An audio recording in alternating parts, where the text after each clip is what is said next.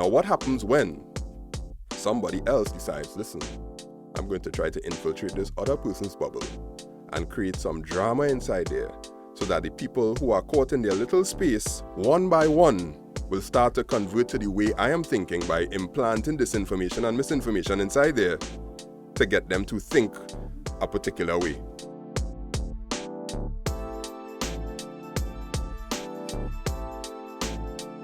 So, let's talk about the bubble. What happens with the bubble now is that the social media companies are being challenged to burst some of those bubbles because the disinformationists are weaponizing those bubbles. Because if I know you are in a football bubble, I could make you hate CONCACAF, I could make you hate FIFA, I could make you hate the Trinidad and Tobago football team. Because I could come inside that bubble, and because you love to be there and you will tend to believe everything inside that bubble, you will get reinforced, and you could create an extremist. So countries are accused of weaponizing social media to create bubbles. Namely, Russia and America. They have Russia, America, and China. They have bubble fights. Because China by itself, they control their whole internet. Meaning, you can't go in China and try to go onto your Gmail, you know. They will say this is not accessible. It's called the Great Firewall of China. So everybody in China is wrapped up in the bubble of China, and we know China is a communist place, aka they don't have any. Their democracy is, well, their idea of democracy is not very Western minded. So China have their bubble. America have their bubble also because American culture and American values and whatnot they purported in media and the social media platforms, they glorify this American culture too. Russia has their own culture, and Russia will have people in their own bubble.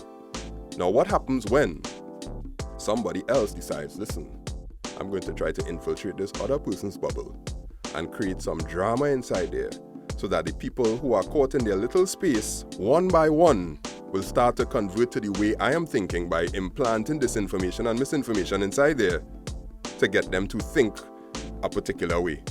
And that's the weaponized part of it. So I'll deal with the bad part first, then I'll deal with the good part, because I want people to understand social media is good when you understand what is happening and how you could use it, right? So let me go through the bad part. Elections come around. Let's say elections come around. Let's say I want you to hate Trump. What I have to do is I have to find the little bubbles of political people who speak about different things. So I'll find the Republican bubble. If I find the Republican bubble, I'll be like, all right, these Republicans, they believe...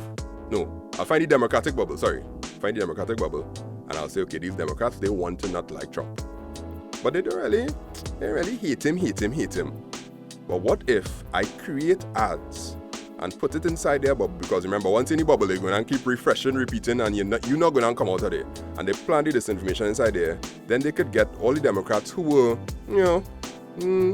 partial or whatnot, to go so far left that they become haters and almost like armies on the internet. And then let's say the Chinese government now decide, okay, I'm making a little deal with Joe Biden or whatnot, and because of that I need to make sure that the Americans are behind Joe Biden. If they infiltrate the bubble and make the people in that social bubble start to believe certain things by planting disinformation and misinformation, then you have control. And that is how politics or geopolitics is now becoming. Because before, geopolitics was basically, you start a war, you make it look like the war was the other person's fault, and everybody believe as the other person's fault, and one part of the world believe that the war was started by them, next part of the world believe it was started by them, blah, blah, blah, and that's the bubble. But now the bubble could move so much quicker because social media does that. So that's politics. Now let's take it to teenagers. Let's say a teenager, 14 years old, 15 years old, on TikTok, right? When you first start off TikTok, when you first start off any social media, they will show you everything along this. So they'll carry in the General Assembly of the school. When you go to the General Assembly of the school, you're going to look around and be like, yeah. So TikTok will show you every video under the sun. The ones that you watch longer, they will be like, okay, he watched this video longer. Right, exactly. He watched this one longer. Okay, good. He like horses. So anything that have horses, we're going to start to direct to him.